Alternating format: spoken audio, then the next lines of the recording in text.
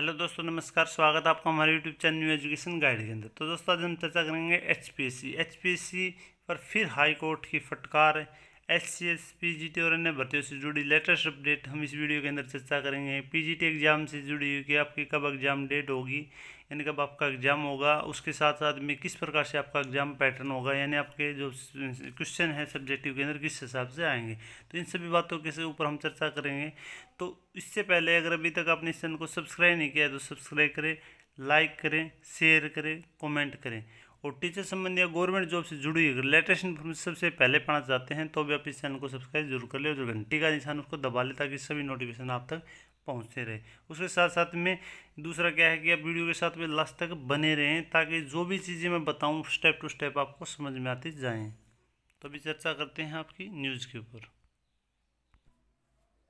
सबसे पहले हरियाणा लोक सेवा आयोग एचसीएस एवं अलाइड सर्विसेज का प्रेम से रिजल्ट बदलेगा। यानी एचपीएससी पे फटकार क्यों लग रही है हाई कोर्ट की, क्योंकि ये अपनी मनमर्जी से चल रहा है तो कुछ भी कर देता है और उससे क्या है कैंडिडेट को, बहुत सारे कैंडिडेट हैं उनको दिक्कत आती है, फिर वो कोर्ट का दरवाज़ा खटखटाते हैं और फिर उसके बाद में कोर्ट को कुछ ना कुछ वो करना पड़ता है।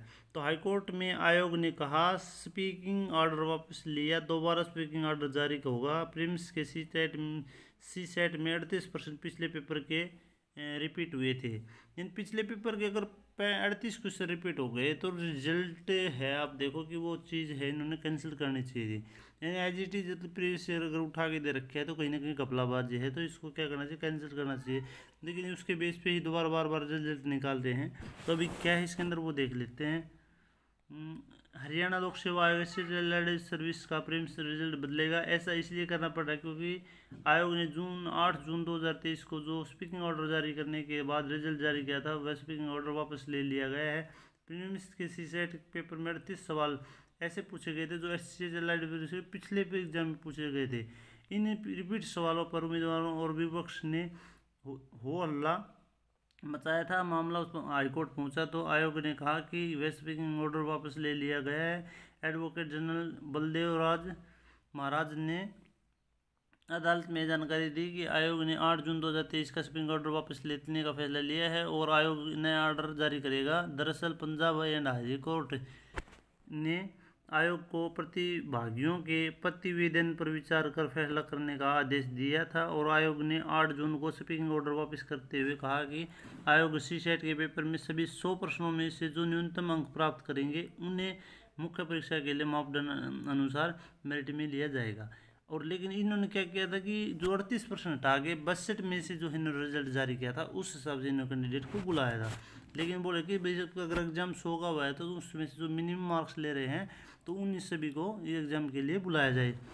उसके बाद में अनुसार मेरिट में लिया गया है। आयोग ने यह फैसला किया है कि सी सेट में जो प्रश्न रिपीट हुए थे उन्हें निकाल कर बचे प्रश्नों के आधार पर जो उम्मीदवार मेरिट में आएंगे उन्हें भी मुख्य परीक्षा के लिए योग्य माना जाएगा। इस स्पीकिंग ऑर्डर के बाद आयोग ने प्रीलिम्स का रिजल्ट जारी कर दिया और इसे फिर चुनौती दी, जिस पर स्पीकिंग ऑर्डर वापस लेने का फैसला किया गया है। अब आयोग पहले स्पीकिंग ऑर्डर जारी करेगा, इसके लिए एडवोकेट जनरल से सलाह ली जाएगी। संभव है कि इन रिपीटिंग जो प्रश्नों के साथ साथ सभी 100 प्रश्नों के आधार पर दिए गए जवाब अनुसार प्रीलिम्स का रिजल्ट घोषित हो जाए। ऐसा करने से वे उम्मीदवार बाहर हो जाएंगे जो रिपीट 38 सवालों को बाहर करने के बाद बचे 62 प्रश्नों के जवाब देने से कारण प्रीलिम्स के रिजल्ट में स्थान पाए थे। यानी जो कैंडिडेट 62 के अकॉर्डिंग निकाले थे उनमें से काफ़ी कैंडिडेट वो बाहर हो जाएंगे और जो 100 में से निकालेंगे तो कुछ कैंडिडेट और अंदर चले जाएंगे। तब ये है मतलब एक बच्चों के साथ में एक मजाक कर रहे हैं, कभी कैसे निकाल रहे हैं रिजल्ट, कभी कैसे निकाल रहे हैं। अगर इतने क्वेश्चन रिपीटेड हैं तो एग्जाम कैंसिल करके इनको दोबारा लेना चाहिए था।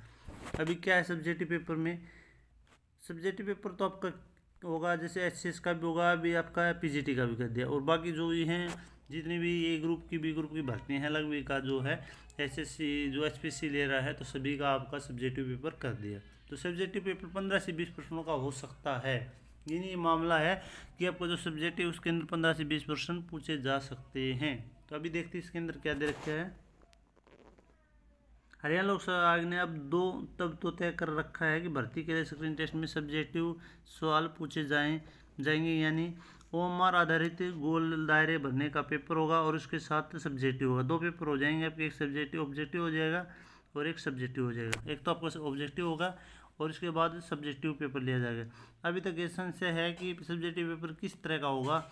आयोग ने अभी तक घोषणा नहीं की है कि नए की भविष्य में होने वाली परीक्षाओं का शेड्यूल जारी किया है।